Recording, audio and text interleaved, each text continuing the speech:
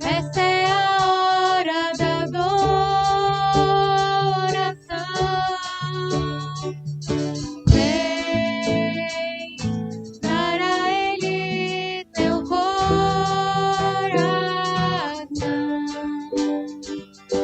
Vem assim como estás para adorar.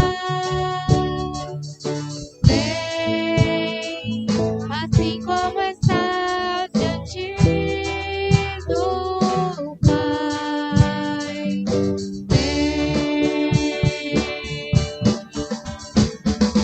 Toda língua confessará ao Senhor, todo joelho se dobrará.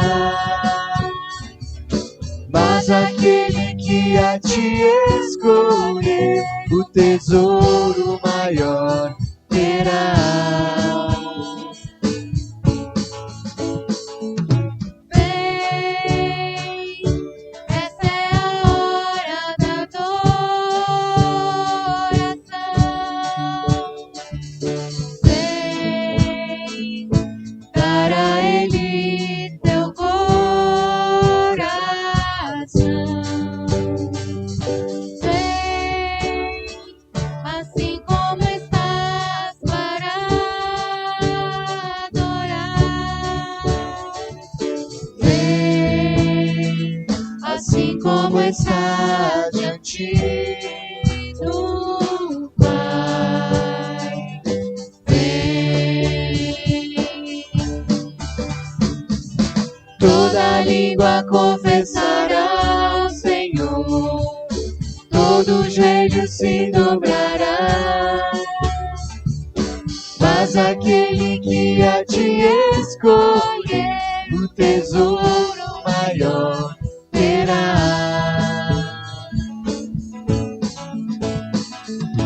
Toda língua confessará ao Senhor, todo joelho se dobrará.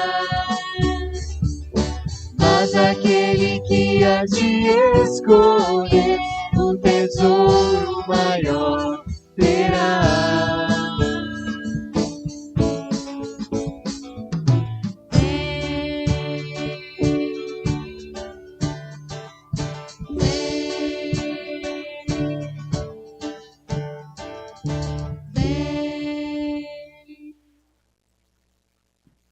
Tem alguma criança aqui hoje? Ou ficaram em casa por causa do frio? Quem que é corajoso que vem aqui dançar?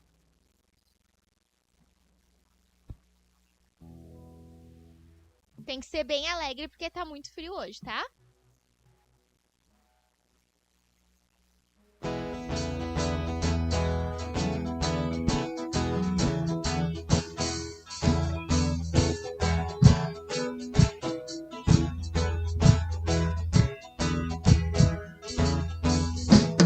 A alegria está no coração de quem já conhece Jesus. A verdadeira paz só tem aquele que já conhece Jesus. O sentimento mais precioso que vem do nosso Senhor é o amor que só tem quem já conhece Jesus. A alegria está no coração de quem já conhece Jesus.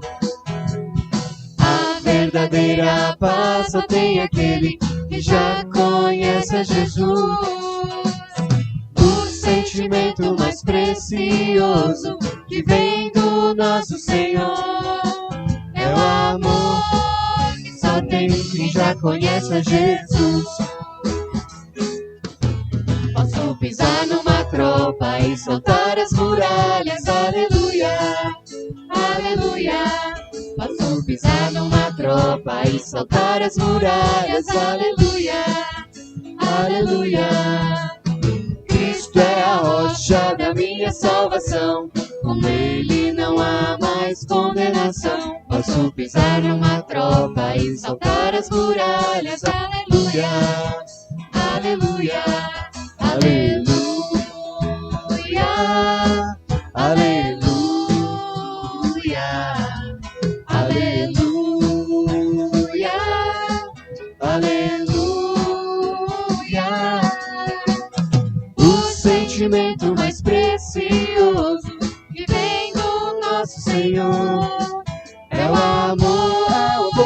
tem quem já conhece a Jesus.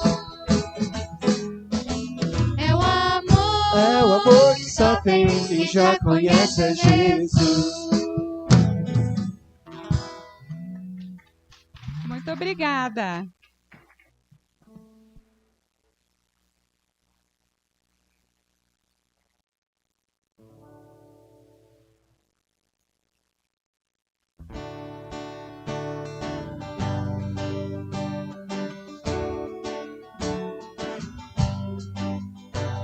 Por tudo que tens feito, por tudo que vais fazer, por tuas promessas e tudo que és, eu quero te agradecer com todo o meu ser. Por tudo que tens feito, por tudo que vais fazer, por tuas promessas e tudo que és, eu quero te agradecer com todo o meu ser. Te agradeço, meu Senhor. Te agradeço, meu Senhor. Te agradeço, meu Senhor. Te agradeço, meu Senhor. Te agradeço por me libertar e salvar, por ter morrido em meu lugar. Te agradeço, Jesus, te agradeço. Eu te agradeço, te agradeço, te agradeço, meu Senhor. Te agradeço, meu Senhor. Te agradeço, meu Senhor. Te agradeço, meu Senhor. Te agradeço por me libertar e salvar, por ter morrido em meu lugar. Te agradeço, Jesus, te agradeço. Eu te agradeço, te agradeço. As vozes. Te agradeço por me libertar e salvar, por ter morrido em meu lugar. Te agradeço, Jesus, te agradeço. Eu te agradeço, te agradeço.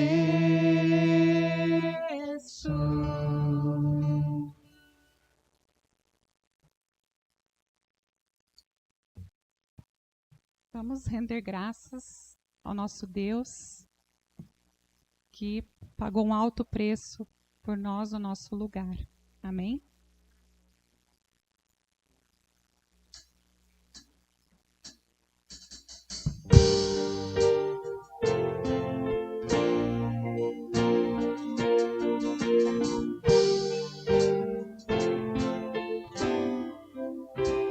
Graças eu te dou, Pai, pelo preço que pagou.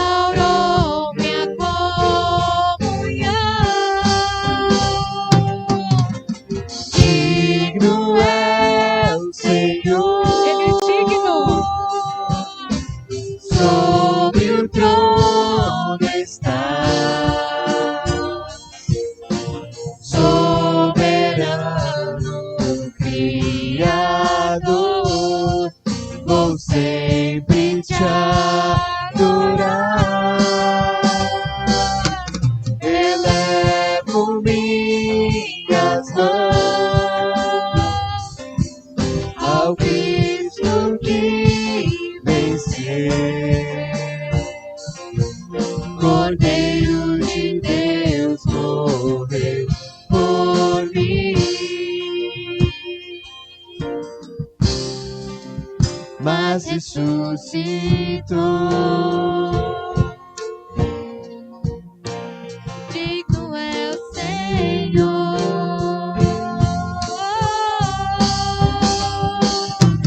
Elevo minhas mãos Aleluia. ao Cristo que venceu.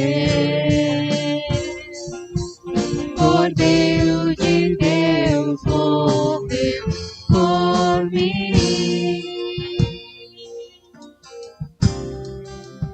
mas ressuscitou. Digno é o Senhor, mas ressuscitou. Digno é o Senhor.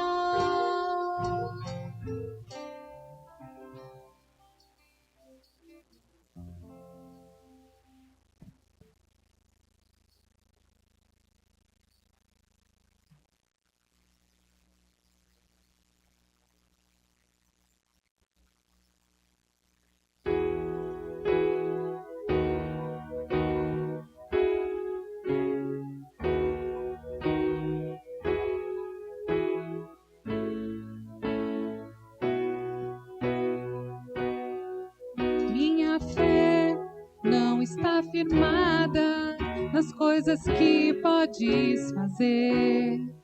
Eu aprendi a te adorar pelo que és. Dele vem o sim, o amém, somente dele, mais ninguém. A Deus seja o louvor. Se Deus fizer, Ele é Deus, se não fizer, Ele é Deus, se a porta abrir. Ele é Deus, mas se fechar, continua sendo Deus, se a doença vier. Ele é Deus, se curado for. Ele é Deus, se tudo der certo.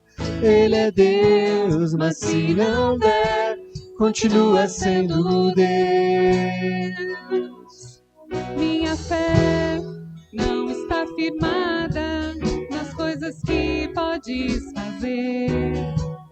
Eu aprendi a te adorar pelo que és.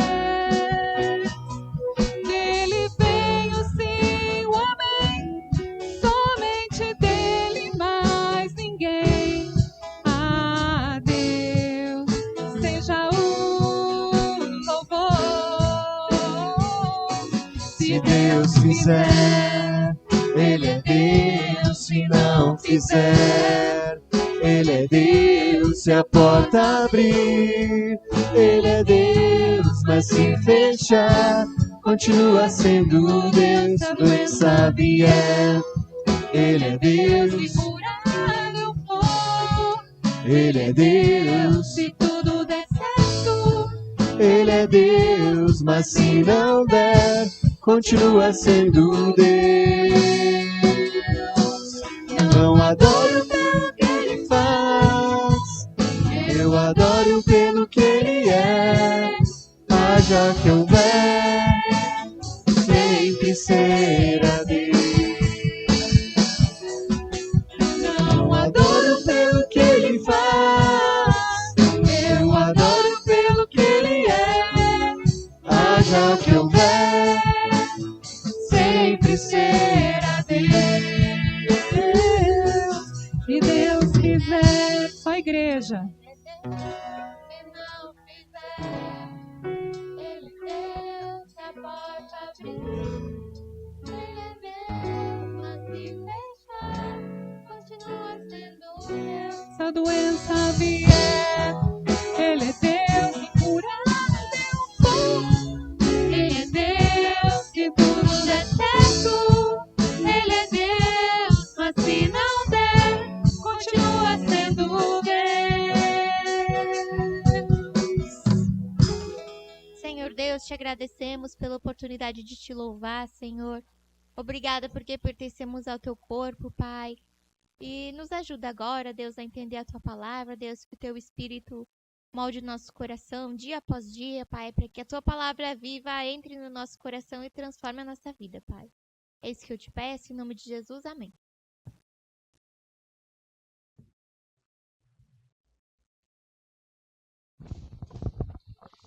Boa noite. Estamos de volta aí depois de quase um mês, praticamente um mês, que eu e a Keila ficamos fora. Nós já tínhamos nos organizado para passar esse tempo de férias na metade de junho com a família lá em Santos. Nós temos alguns primos que moram em Portugal e que nós teríamos oportunidade de reencontrar aí depois de 20 anos. E também pessoal da cidade de São Paulo, da cidade de Santos. Então, nós já tínhamos nos organizado para isso.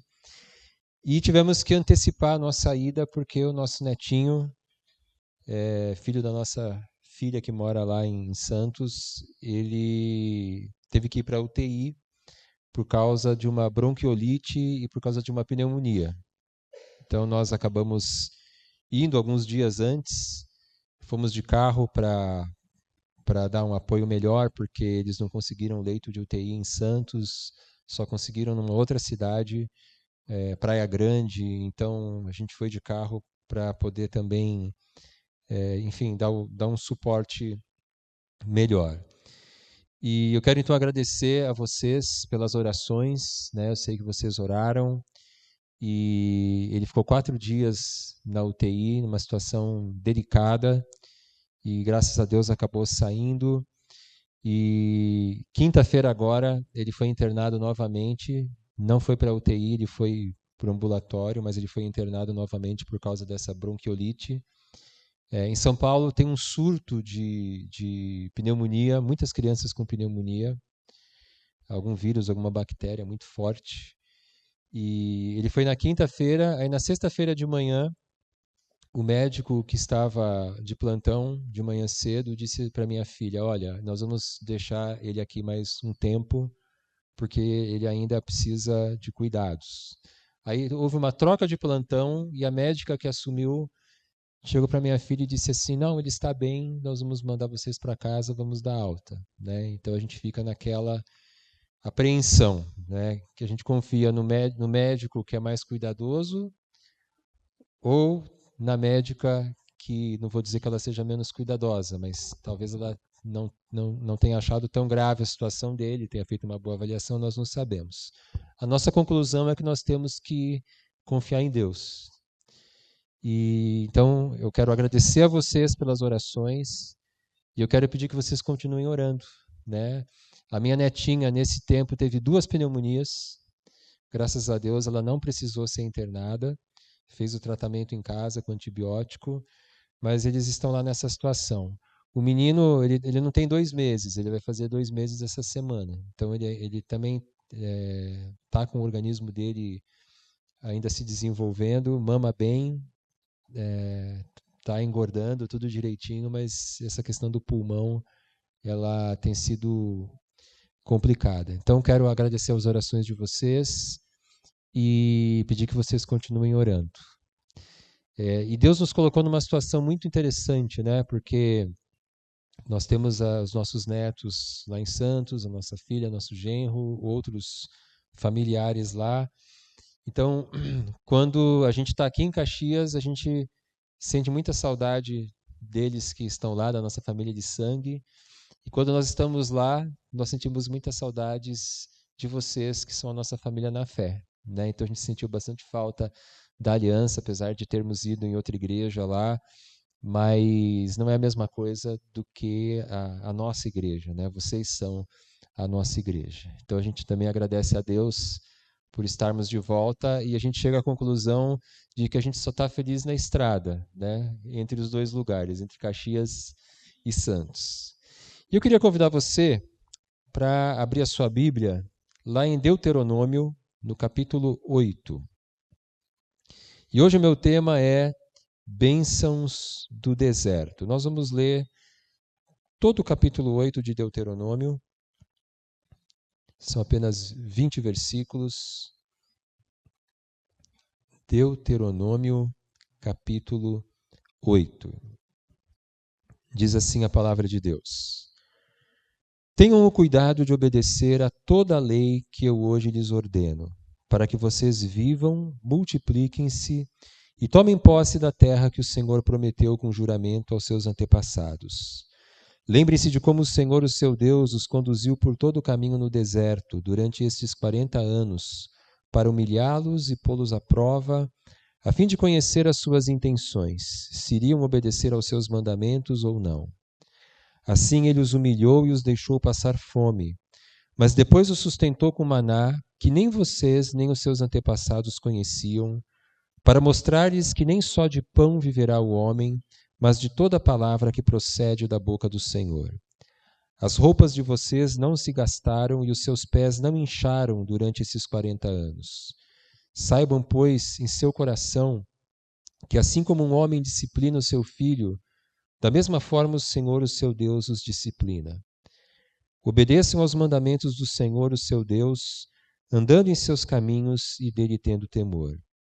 Pois o Senhor, o seu Deus, os está levando a uma boa terra, cheia de riachos e tanques de água, de fontes que jorram nos vales e nas colinas, terra de trigo e cevada, videiras e figueiras, de romanzeiras, azeite de oliva e mel.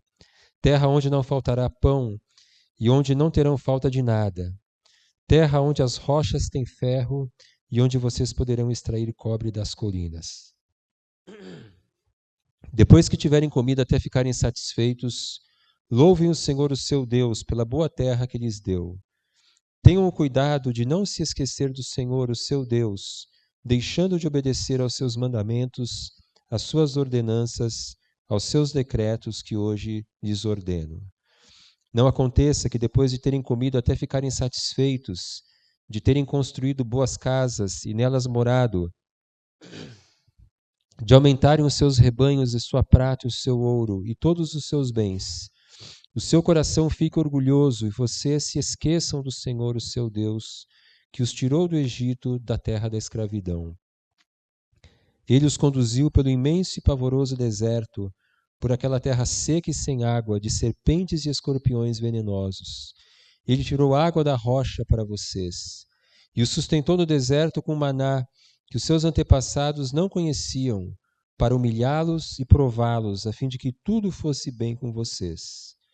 Não digam, pois, em seu coração, a minha capacidade e a força das minhas mãos ajuntaram para mim toda esta riqueza. Mas lembrem-se do Senhor, o seu Deus, pois é Ele que lhes dá a capacidade de produzir riqueza, confirmando a aliança que jurou aos seus antepassados, conforme hoje se vê. Mas se vocês se esquecerem do Senhor, o seu Deus, e seguirem outros deuses, prestando-lhes culto e curvando-se diante deles, asseguro-lhes hoje que vocês serão destruídos.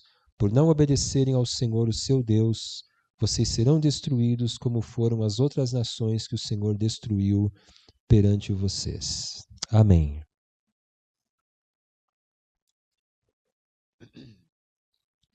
Eu não sei qual que é o impacto psicológico que o inverno causa em você, mas para mim, todos os anos, o inverno ele é uma espécie de deserto que eu preciso atravessar. Aquele deserto que acontece na metade do ano, junho, julho, agosto. E esses dias gelados, frios, úmidos, escuros, tendem a me deixar meio desanimado, tendem a me deixar meio triste. Então é como se eu tivesse que atravessar um deserto que dura 3 meses. E a nossa vida é assim. Nós passamos por certas fases, nós passamos por momentos difíceis. Nossa vida é cheia de invernos, nossa vida é cheia de desertos. E o nosso deserto ele pode ser uma doença, ou pode ser a doença de pessoas queridas, como no nosso caso aí do nosso neto. O deserto ele pode ser um momento de dificuldade profissional que você está passando, um momento de dificuldade financeira, O deserto pode ser uma crise no casamento. O deserto pode ser uma crise no relacionamento com os filhos.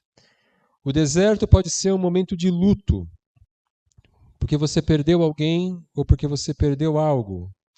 O deserto na nossa vida pode ser um momento de espera, um momento de frustração ou de decepção, um momento que nós precisamos adiar projetos que para nós são importantes, mas que eles não vão se concretizar agora. E a pergunta que eu queria fazer para nós hoje é essa: você se sente passando pelo deserto, por um deserto? Qual é o seu deserto? O deserto é um lugar ermo, sem paisagens, sem beleza alguma. Ele é um lugar desconfortável. Ele é quente de dia, frio de noite. Ele é monótono. Ele não tem muita diferença de um lugar para o outro. É pedra, é areia. O deserto é um lugar perigoso. Versículo 15 diz: Ele os conduziu pelo imenso e pavoroso deserto, por aquela terra seca e sem água, de serpentes e escorpiões venenosos. O deserto, então, é um lugar em que nós nos sentimos fracos, em que nós nos sentimos inseguros. Mas o deserto também é um lugar estratégico para Deus trabalhar na nossa vida. É no deserto que Deus vai fazer coisas que em outras circunstâncias Ele talvez não pudesse trabalhar o nosso coração. É no deserto que nós podemos descobrir bênçãos que de outra maneira nós não encontraríamos. Então eu gostaria de ver com vocês nessa noite 4 bênçãos que nós podemos encontrar nesses nossos momentos que nós podemos chamar de momentos de deserto. A primeira delas é que no deserto é que Deus nos revela as verdadeiras motivações do nosso coração. Versículo 2 diz: Lembrem-se de como o Senhor, o seu Deus, os conduziu por todo o caminho no deserto, durante estes 40 anos, para humilhá-los e pô-los à prova, a fim de conhecer as suas intenções, se iriam obedecer aos seus mandamentos ou não. O que realmente motiva a nossa vida? Pode ser o dinheiro, o conforto, a segurança financeira, pode ser o status, posições, cargos, reconhecimento das pessoas. O que motiva a nossa vida pode ser atingirmos os nossos objetivos profissionais e materiais. E veja bem, nenhuma dessas coisas em si é ruim. Não é errado você ganhar dinheiro se você trabalha honestamente, corretamente. Não é errado você querer ter um conforto, você querer ter uma segurança. Não é errado você almejar, talvez, ter um determinado cargo. Nada disso necessariamente é ruim. Inclusive, nós lemos aqui versículos 17 e 18. Não digam, pois, em seu coração: a minha capacidade e a força das minhas mãos ajuntaram para mim toda essa riqueza. Mas lembrem-se do Senhor, o seu Deus, pois é Ele que lhes dá a capacidade de produzir riqueza. Então, se você trabalha honestamente, não há nada de errado em você prosperar. O problema é quando essas coisas ocupam o primeiro lugar na nossa vida. O problema é quando o dinheiro, quando o conforto, quando uma posição, um cargo ocupa o lugar de Deus na nossa vida. E aí não é mais Cristo que é o nosso Senhor, não é mais Cristo que é o nosso Salvador, mas qualquer uma dessas outras coisas. Santo Agostinho dizia que o nosso problema é o nosso amor desordenado. O que ele quis dizer com isso? Nós podemos amar a nossa esposa ou o seu marido, devemos, aliás. Você pode amar o seu trabalho, você pode amar o que você faz, e assim sucessivamente. O problema é quando o nosso amor é desordenado, o nosso amor é fora de ordem. Se nós amarmos a esposa mais do que nós amamos a Deus, a nossa esposa se transforma no ídolo da nossa vida. Se nós amarmos o nosso trabalho mais do que nós amamos a Deus, o nosso trabalho se torna um ídolo na nossa vida. E ídolos são as coisas que nós buscamos para que elas nos salvem. São os nossos ídolos que nos trazem segurança, que nos trazem identidade, que nos trazem valor. E quando nós perdemos os nossos ídolos, nós perdemos o nosso chão, nós perdemos a nossa motivação para viver. E os nossos ídolos nos afastam de Deus. Cristo deve ser o único Deus e Senhor na nossa vida. É Cristo que tem que estar em primeiro lugar, acima de todas as coisas. Ele deve ser a nossa segurança, Ele deve ser a fonte da nossa identidade, Ele deve ser a fonte do nosso valor, e não o dinheiro, e não uma pessoa, e não qualquer outra coisa. E o poder do deserto é que ele revela quais são os verdadeiros senhores para os quais nós corremos para encontrarmos segurança, paz e alegria. Então a pergunta que eu quero fazer para nós nessa noite é: se você está passando por um deserto, o que o deserto tem revelado sobre o seu coração? Cristo está em primeiro lugar da sua vida. Cristo, Ele é o Senhor da sua vida. Ou existe alguma outra coisa que nós estamos colocando no lugar de Deus? O deserto, ele revela as verdadeiras motivações do nosso coração. A segunda bênção é que no deserto que nós aprendemos a viver pela palavra de Deus. Versículo 3 diz: assim ele os humilhou e os deixou passar fome, mas depois os sustentou com maná, que nem vocês nem os seus antepassados conheciam, para mostrar-lhes que nem só de pão viverá o homem, mas de toda a palavra que procede da boca do Senhor. Esse é o texto que Jesus citou para o diabo na tentação do deserto. Depois de jejuar 40 dias e 40 noites, a Bíblia diz que Jesus teve fome, e então o diabo sugere que ele transforme pedras em pães. E Jesus, ele se recusa a fazer isso, e ele cita justamente esse versículo de Deuteronômio. Agora, não seria pecado para Jesus transformar pedras em pães? Ele transformou a água em vinho, mas a grande questão é que, para Cristo, aquele não era o momento de comer. Aquele era o tempo de jejuar. E o que Jesus quis dizer ao diabo é que mais importante do que satisfazermos a nossa vontade é fazermos a vontade de Deus. Não é a minha agenda que vem em primeiro lugar. É a agenda de Deus que precisa vir em primeiro lugar para a minha vida. Nem só de pão viverá o homem, mas de toda a palavra que procede da boca de Deus. Fazer a vontade de Deus é mais importante do que satisfazer as minhas vontades e os meus apetites. E quando nós não temos mais o pão com o qual nós estávamos acostumados, e você pode entender aqui pão como sendo talvez o seu antigo padrão de vida, sua posição social, sua saúde, seu emprego, seus confortos, sua segurança, etc. Quando nós não temos mais o pão com o qual nós estávamos acostumados, é que nós temos a oportunidade de descobrir que a palavra que procede da boca de Deus pode sim nos alimentar e pode nos satisfazer mais do que qualquer outra coisa.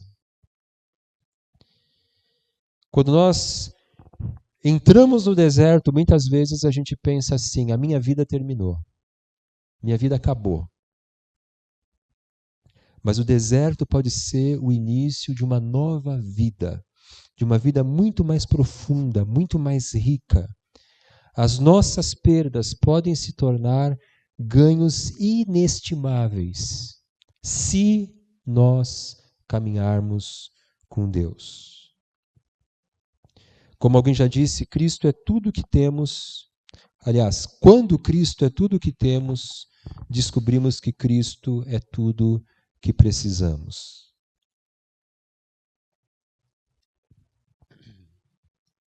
O deserto é o lugar em que nós podemos transformar a teoria em prática. Nós que somos cristãos há muito tempo, muitos anos, alguns de nós aqui, há muitas décadas, é quando nós entramos no deserto que nós ou começamos a viver de fato o cristianismo, ou nós nos afundamos no ressentimento.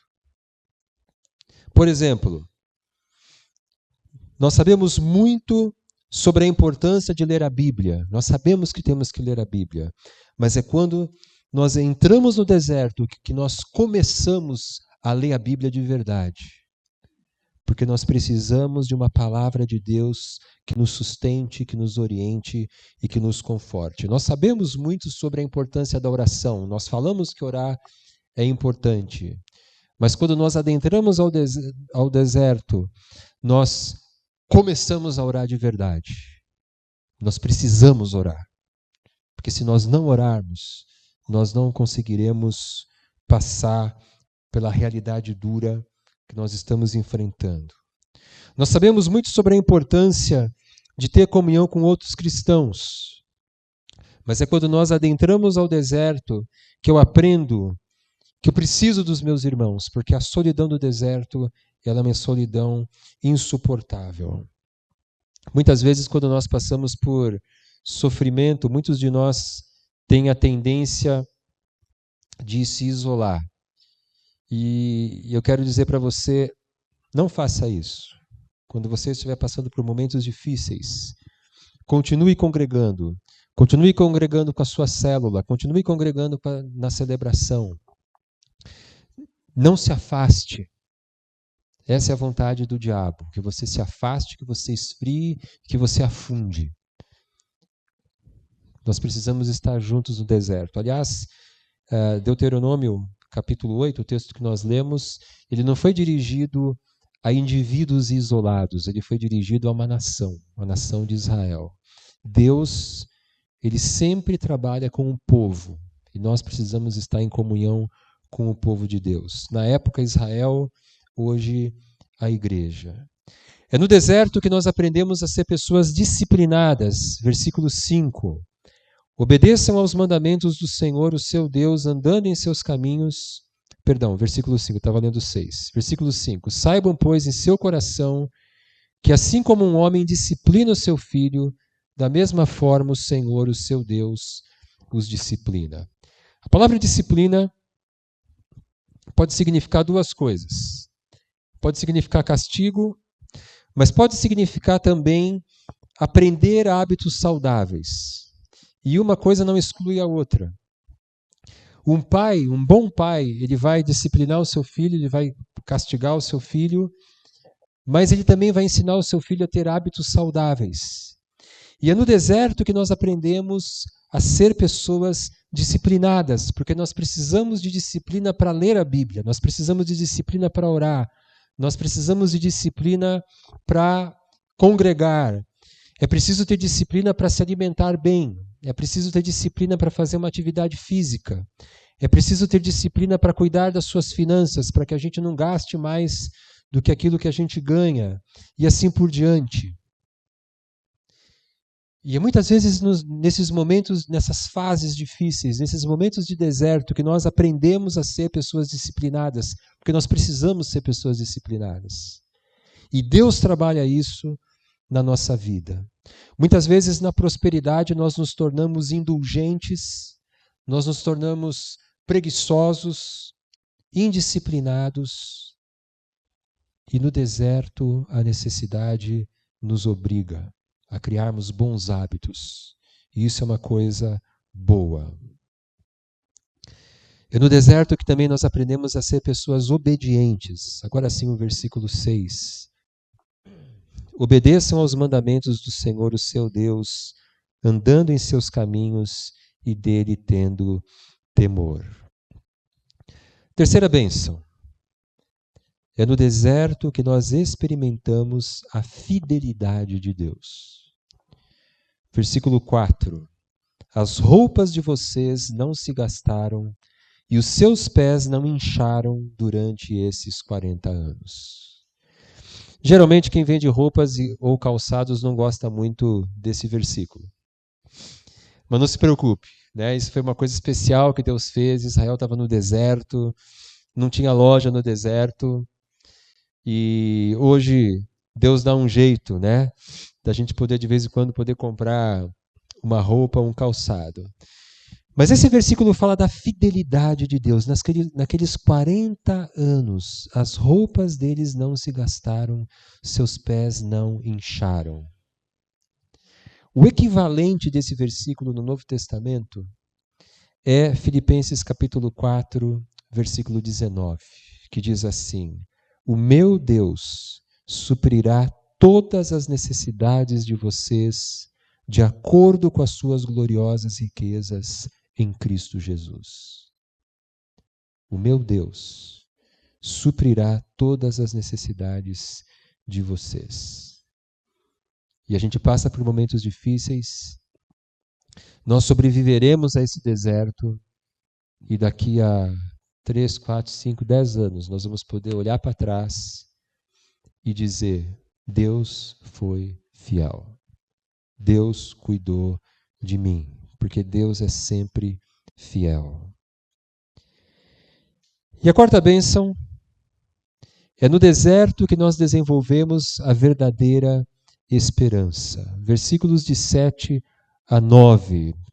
Pois o Senhor, o seu Deus, os está levando a uma boa terra, cheia de riachos e tanques de água, de fontes que jorram nos vales e nas colinas, terra de trigo e cevada, videiras e figueiras, de romãzeiras, azeite de oliva e mel, terra onde não faltará pão e onde não terão falta de nada, terra onde as rochas têm ferro e onde vocês poderão extrair cobre das colinas. Evidentemente que no caso de Israel, Deus estava falando aqui da herança, da terra prometida, que ele havia prometido a Abraão, prometido a toda a nação de Israel. E no nosso caso, a nossa esperança, e aqui nós podemos colocar uma esperança com E maiúsculo, são os novos céus e a nova terra. O deserto é o lugar da morte das nossas ilusões. Nós descobrimos que nós não seríamos quem nós gostaríamos de ser, não teremos o que gostaríamos de ter. O mundo que nós vivemos não será como nós gostaríamos que ele fosse. Nessa nossa vida nós experimentaremos perdas, decepções, frustrações, sentiremos insegurança, sentiremos medo. E essa não é apenas uma experiência nossa, essa é uma experiência de toda a criação de Deus. Romanos capítulo 8, versículos 22 e 23 vai aparecer projetado. Diz assim: sabemos que toda a natureza criada geme até agora, como em dores de parto, e não só isso, mas nós mesmos, que temos os primeiros frutos do Espírito, gememos interiormente, esperando ansiosamente nossa adoção como filhos, a redenção do nosso corpo. Então Paulo está dizendo aqui que nós estamos gemendo. Nós gememos por causa do pecado, nós gememos por causa da injustiça do mundo, nós gememos por causa da morte. Nosso mundo é um mundo de sofrimento. A criação de Deus como um todo está gemendo. E nesse contexto de Romanos, o que Paulo chama de redenção é aquilo que vai acontecer quando Cristo voltar. A palavra redenção significa libertação. E nesse contexto de Romanos capítulo 8, Paulo está dizendo que quando Cristo voltar, ele irá ressuscitar os mortos, ele irá destruir o mal, ele irá estabelecer o seu reino plenamente. E nós então viveremos por toda a eternidade em novos céus e nova terra. Então a esperança cristã, ela afirma que um dia nós não viveremos mais num deserto. Esse nosso mundo em que nós vivemos, a vida que nós vivemos, nada mais é do que um grande deserto. A esperança cristã diz que um dia esse tempo de deserto terminará e nós viveremos por toda a eternidade com Cristo em novos céus e nova terra, onde não haverá mais morte, não haverá mais doença, não haverá mais sofrimentos, não haverá mais perdas. Como diz Apocalipse capítulo 21, Ele enxugará dos nossos olhos toda lágrima e Deus habitará com seu povo. Eu não sei pelo que você está passando, eu não sei quais são as perdas que você está passando, o momento de vida que você tem, mas eu quero dizer para você que aconteça o que acontecer na sua vida, o nosso futuro é um futuro glorioso. O futuro do cristão é um futuro glorioso por toda a eternidade. Então todos nós estamos passando de algum modo por um deserto. Quais são as lições preciosas então que Deus nos ensina? É no deserto que Deus nos revela as verdadeiras motivações do nosso coração. E aí nós podemos avaliar a nossa vida e podemos discernir quem é realmente meu Senhor. Será que Cristo é meu Senhor? Será que outras coisas se tornaram o Senhor da minha vida e eu preciso então lidar com isso? É no deserto que nós aprendemos a viver pela palavra de Deus. No deserto nós aprendemos a obedecer de fato e não apenas a teoria. É no deserto que nós experimentamos a fidelidade de Deus, que Ele está conosco e que Ele supre as nossas necessidades e que Ele cuida de nós. E é no deserto que nós desenvolvemos a verdadeira esperança, que nós olhamos para frente e sabemos que nós temos um futuro glorioso. E tudo isso é possível porque um dia Jesus morreu e ressuscitou. Nós vamos participar agora da ceia do Senhor, então eu gostaria de introduzir o nosso tema da ceia. A ceia que é esse momento de nós lembrarmos e celebrarmos o sacrifício de Cristo, que Ele se entregou por nós na cruz do Calvário, e a ressurreição de Jesus. Ele venceu a morte. Ele venceu a morte. E eu gostaria de ler com vocês um texto agora do Novo Testamento, Romanos capítulo 5, versículos de 6 a 11. Romanos capítulo 5, versículos de 6 a 11.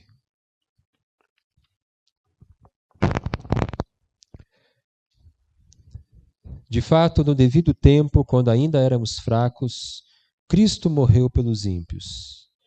Dificilmente haverá alguém que morra por um justo, embora pelo homem bom talvez alguém tenha coragem de morrer. Mas Deus demonstra seu amor por nós. Cristo morreu em nosso favor quando ainda éramos pecadores.